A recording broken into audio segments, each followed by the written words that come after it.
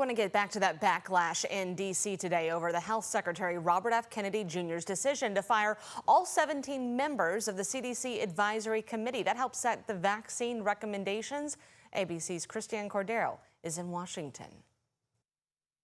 Today, all 17 highly vetted doctors and public health experts responsible for setting the CDC's vaccine recommendations for children and adults have lost their positions. The unpaid panel let go by Health Secretary Robert F. Kennedy in a message saying this email serves as formal notice of your immediate termination. The American Academy of Pediatrics is among those sharing concern, calling the mass firings an effort to silence independent medical expertise and stoke distrust in life-saving vaccines.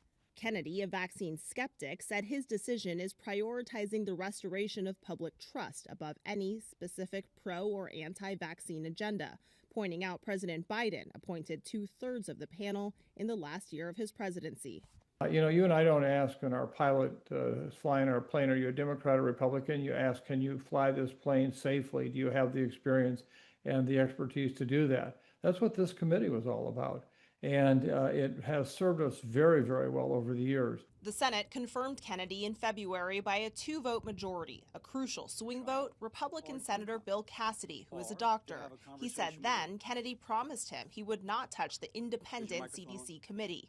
It confirmed he will maintain the Centers for Disease Control and Prevention's Advisory Committee on Immunization Practices recommendations without changes.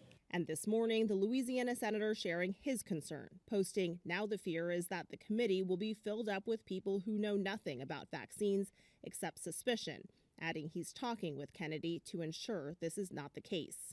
I'll have to see. He'll forward me the names, but I can't answer that because I haven't seen the name yet. And today, several current and former CDC employees are staging a walkout at the CDC headquarters in Atlanta, in part because of these most recent firings. Christiane Cordero, ABC News, Washington.